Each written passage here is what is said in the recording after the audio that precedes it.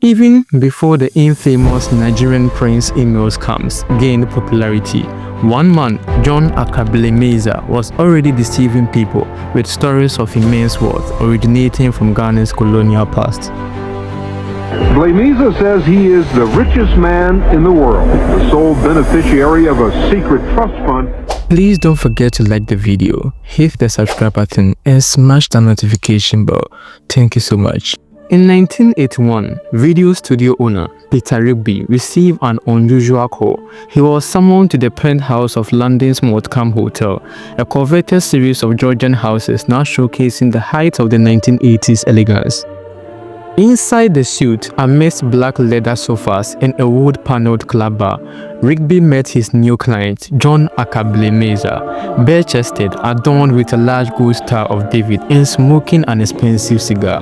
Blameza quickly proposed a lucrative video equipment rental deal. Little did Rigby know, this encounter, though seemingly straightforward and harmless, would prove to be a fateful one for Rigby, as he had just met a legendary conman.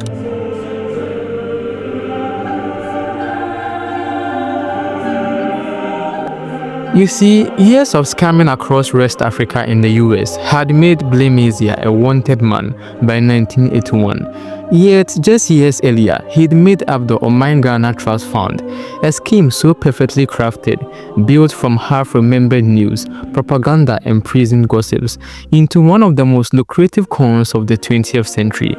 Blameza made up a story that this fund was a closely guarded secret of Ghana's, disclosed to him by no other than Kwame Nkrumah himself, Ghana's first president, on his deathbed in 1972.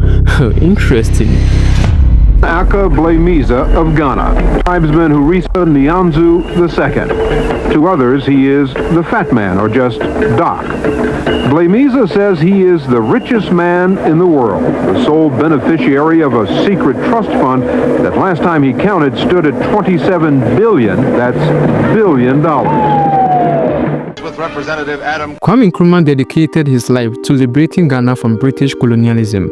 Despite outwardly supporting independence, the British undermined him at every turn, using informers, manipulating historical narratives, and even attempting to silence his speeches on the slave trade. Our enemies are many, and they stand ready to pounce upon and exploit our every weakness.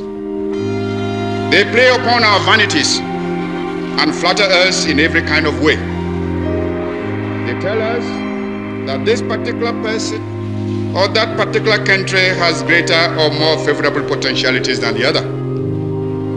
They do not tell us that we should unite. Yet, in March 1957, Ghana achieved independence, a moment celebrated by Nkrumah's famous declaration, "At long last, the battle has ended, and that's Ghana." With me standing on the right hand side of Nkrumah, everybody was happy. The cheering probably is still resounding, but we don't hear it. At long last, the battle has ended. However, Ghana's early independence was fragile, becoming a haven for criminals, spies, and conmen looking to exploit the vulnerable nation. Nkrumah's government embarked on an ambitious national development plan, including the Akosombo Dam, new industrial areas, and infrastructure improvements. Unfortunately, this project became a breeding grounds for graft. While Nkrumah himself remained incorruptible, his government was targeted by corrupt businessmen offering bribes. Western powers actively sought to undermine Kwame Nkrumah, working to diminish support for him within Ghana. A US memo even called for psychological warfare against him. Finally, in February 1996, while Kwame Nkrumah was out of the country, a military coup took over his government, effectively ending his rule. He spent the rest of his life in exile, and Ghana's aspirations for a prosperous future were destroyed by treachery, greed, and instability. And never returned to Ghana until his demise and his vision for united. Years later, as Kwame Nkrumah lay dying in exile, his former allies had abandoned him. This was told, according to Blaimezia's version of event, was when Kwame Nkrumah revealed a secret chapter of Ghana's history, claiming Blaimezia was the only person he could trust. Nkrumah supposedly confided that he had hidden vast sums of cash and thousands of gold bars overseas to safeguard them, intending their eventual return to the Ghanaian people. Nkrumah, Blaimezia claimed, had known he might lose power and so had placed those assets under the control of the Oman Ghana Trust Fund, making Blaimezia the sole trustee. While the main purpose was to develop Ghana, Blaimezia, as a trustee, would be free to use part of those funds for his personal gain. The catch, Blaimezia explained, was that the banks was not going to release the funds until he meets certain conditions, which required an upfront investment. Blaimezia offered a tempting deal. For every dollar invested, his partners would receive $10 back in mere weeks or months, promising whatever I promise, I would deliver. Blaimezia would sometimes produce seemingly authentic documents claiming the fund controlled $27 billion and 30,000 gold bars. In reality, Blaimezia sold a carefully crafted dream, liberations and reparations to some, and the chance to exploit Africa's wealth to others.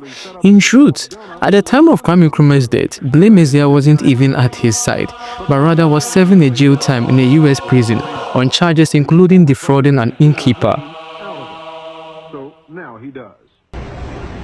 Blaimeza often told investors he was a close and trusted friend of Kwame Nkrumah. So close, he said, that in 1972, when the former Prime Minister of Ghana died in exile in Romania, Blaimeza was right there at his deathbed.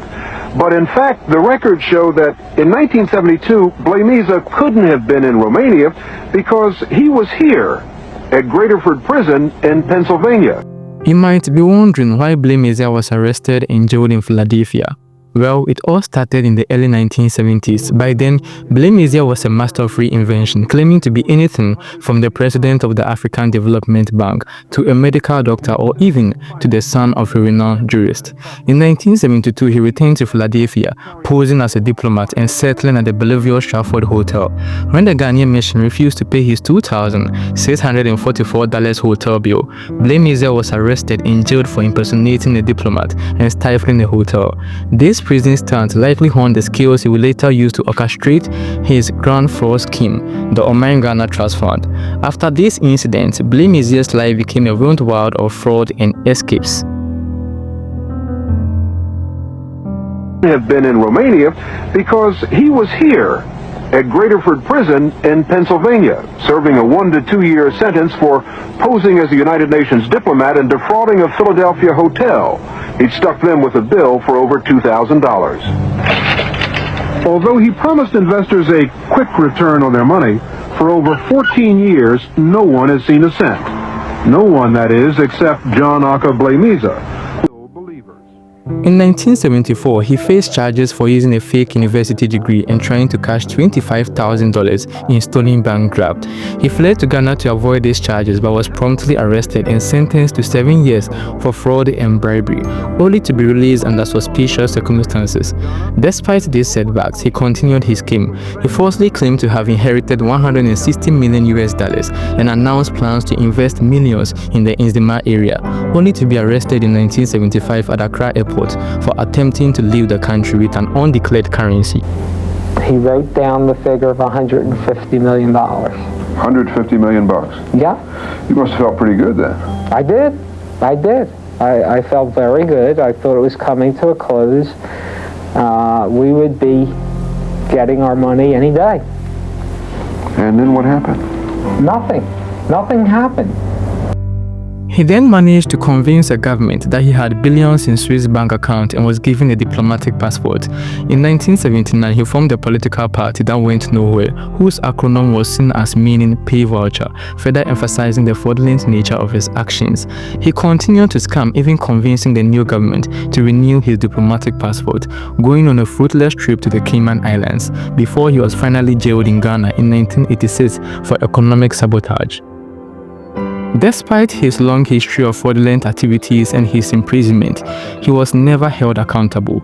In 1989, 60 Minutes, an American television news magazine, reported that he had accumulated close to $1 billion without paying back a single dollar. He died in 1992 under house arrest, still claiming to have billions hidden away. Even after his death, Blamizia continued to create confusion. He left a complicated legal battle over his will between his family members, which was eventually overturned by the Supreme Court in 2001. History as a world-famous con man. This fraud has been going on for over 14 years, perhaps even before that. It is of proportions that are unbelievable in the dollar figures, and it is worldwide. And this guy has fooled people from the heads of government all the way down to a poor widow in the street. The DA's office is wrong by making such an assertion because they do not know me.